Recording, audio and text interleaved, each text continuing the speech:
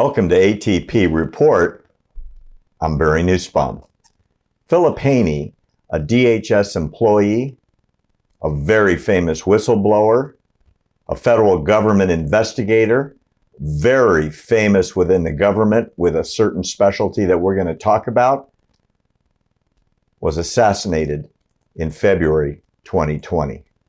He was an outspoken critic of President Barack Obama. He was found dead just a few weeks ago. Philip Haney was an American hero.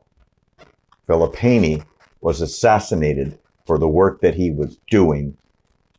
And Philip Haney was my friend.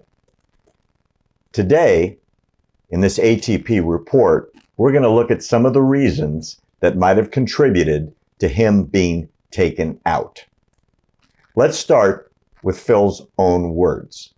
Quote, "Most Americans were unaware of the enormous damage to morale at the Department of Homeland Security where I worked that was caused by Obama's condemnation.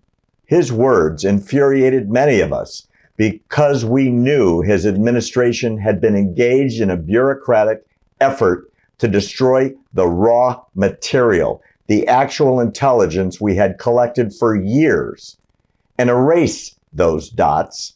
The dots consisted of the intelligence needed to keep Americans safe. And the Obama administration ordered that those documents be wiped away." Unquote. Haney, who worked for DHS for about 15 years, was also the author of the very important book on intelligence, See Something, Say Nothing. In it, it was a Homeland Security officer exposing the government's submission to jihad in America.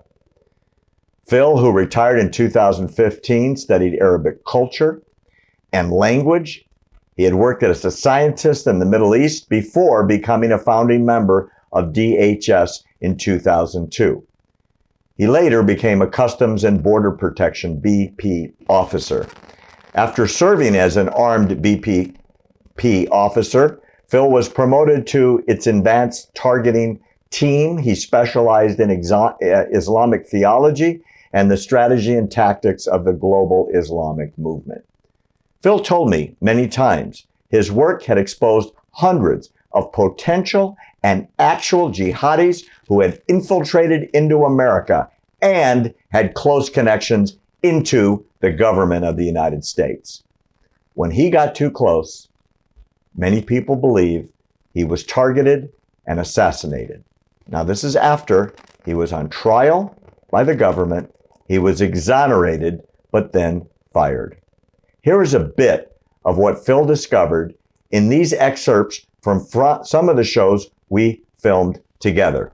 In this first segment, Phil explains that over 100 meetings took place between the Obama administration and various Muslim groups that advised on federal government policy. In other words, the enemy was invited into the government to advise the government on how to deal with the problem they were actually causing. Our elected officials and appointed leaders of these different branches of the government, like DHS, I guess they forgot what they knew about the Constitution, and they've let these groups come in and act as arbiters and policymakers. And that, I mean that literally. We're talking about Muslim Public Affairs Council, MPAC, who met at least 100 times during the Obama administration. And like you say, we would have thought perhaps that would have been the end of it.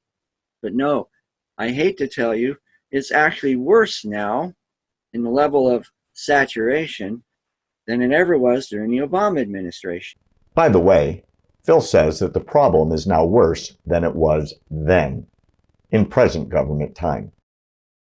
In this next segment, Phil explains that over $100 million has been allocated to Muslim Brotherhood affiliated groups by the current federal government.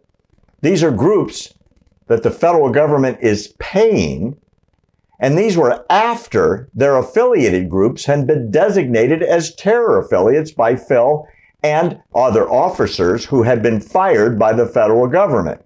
In other words, they were taught to investigate. They investigated, they named names, they were fired, and then these exact groups and their staff are now being funded at over $100 million a year. And over the last 3 years, many, many millions, let's put it that way, were the very same groups that we designated and targeted when I was still active duty as known and irrefutable links to groups like Hamas. In this segment, Phil now explains that the federal government, through the U.S. Treasury Department, is finally sanctioning individuals from Iran who have been transferring funds to Muslim Brotherhood terror groups around the world. The actual formal name of Hamas is the Muslim Brotherhood in Palestine. And even the leaders of Al-Qaeda and even the leaders of ISIS, even leaders of groups clear over in the Asian subcontinent like Tablighi Jamaat and the Deobandis are all connected in some way or another ideologically with the Muslim Brotherhood. And also, they have now been shown to be linked with the IRGC, the Islamic Revolutionary Guard Corps. Some years ago, there was a very famous terror trial in the United States.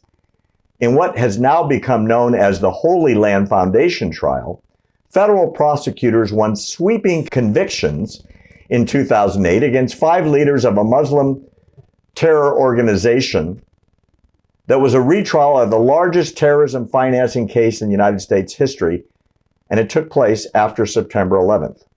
The 5 defendants, all leaders of the Holy Land Foundation, based in Texas, were convicted on 108 criminal counts against them. They were convicted for support of terrorism, money laundering, and tax fraud.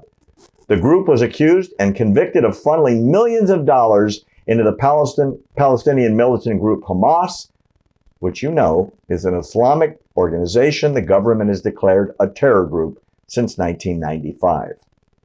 Phase 2 of the Holy Land Foundation trial was meant to go after CARE, the Council on American Islamic Relations, an affiliate of the Holy Land Foundation. CARE was an unindicted co-conspirator in the first trial and was meant to be put on trial in the upcoming trial. But instead of the second trial happening, Phil and others were fired. No second trial ever took place. And now CARE is all over the halls of Congress lobbying your elected officials. Check out these pictures. The Council on American Islamic Relations, which is in the news a lot, easy to look up, known as CAIR, C-A-I-R, originally founded in 1993, and they're still operating today. They go into the halls of Congress, they go to the State Department, everywhere you turn in Washington, they're showing up. They file lawsuits against law enforcement agencies, interfere with training programs. They were one of the 3 organizations that we referred to earlier that were meant to be part of phase 2 of the Holy Land trial. As you will see, CARE is active in 3 ways. Very active. 1, they attack immigration reform proposed by the Trump administration and enacted frequently as anti-Muslim. And they demonstrate accordingly. Number 2, they support political candidates, i.e. Rashida Tlaib, Ilhan Omar. And number 3, they attack law enforcement with lawsuits and letters and protests if law enforcement attempts to investigate their terror ties. These tactics work. Check it out. Oh, CARE has, I use the word saturation. Saturated into the 3 major arenas of our country, and that would be the social arena.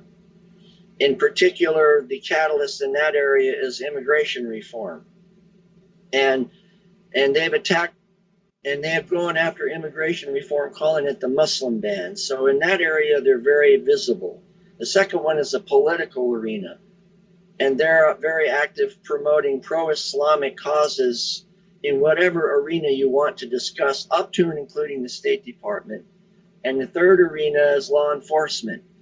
And they constantly file lawsuits and send threatening letters to local law enforcement, sheriffs and police that want to have training about the threat and coerce and intimidate them into shutting the programs down.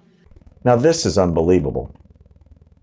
DHS is now hiring Muslim Public Affairs Council, also known as MPAC, to advise on the definition of white supremacy in America. Muslim Public Affairs Council. They seem to be invited to everything in Washington, including the most recent conferences they had on when the DHS was developing their new strategic document for the year 2020, which is focusing on white supremacy, by the way, which is not a legally defined term. But now DHS is focusing their efforts on white supremacy, and I bet you can guess who they've invited to be the arbiters of who a white supremacist is. Oh, don't tell me. MPAC, Muslim Public Affairs Council. This is amazing. 3 House committees, Judiciary, Homeland Security, and Intelligence, have invited Muslim Brotherhood affiliated groups to testify in Congress. Famous names chair these committees, you know, like Jerry Nadler and Adam Schiff, among others. The House Judiciary with Jerry Nadler, who just happens to be one of the members of the House is trying to impeach the president. And lo and behold, amazingly enough, before the Intelligence Committee with Adam Schiff. Both of them have also endorsed CARE and brought them into proceedings to give testimony, which has gone into the congressional record. All of this stuff is easy to look up. It's not secret. And there you have the very same committees that I testified when I was active duty were those. Judiciary, Intelligence, and I didn't mention, but I will, the Homeland Security Committee. Members of MB affiliated front groups have testified with testimony going into the congressional record in all 3 of those committees in quite recent times. So clearly, Phil was on his way to discovering and exposing something. Then he investigated what he found out, and in response, he was put on trial. He was exonerated 100%, but by then, he was out of a job. So he wrote a best-selling book, See Something, Say Nothing, and he was about to release his follow-up book when he was taken out. And now, here's my blockbuster news. Phil broke a story with us last month. In it, he explained how members of Congress have signed letters of support endorsing CARE. Major leaders of Congress, many names that you know. Phil was going to go public with those names, and he was going to literally publicize it everywhere he could on major networks and through press releases. These letters of support have been signed by, get this, over 100 current sitting members of Congress from both parties. These letters show support for an affiliate of a convicted terror organization. The letters support CARE, an unindicted co-conspirator in the first Holy Land trial.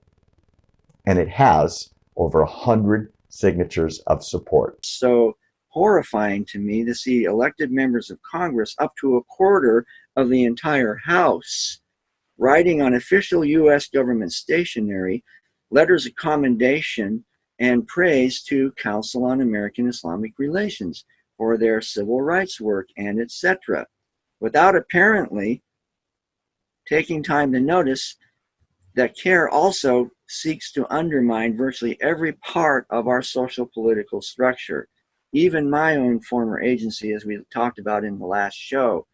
So that's why it's important. They are still to this day a front group for the Muslim Brotherhood and still linked to Hamas, and now also linked to the IRGC, the Quds Force, and Iran itself.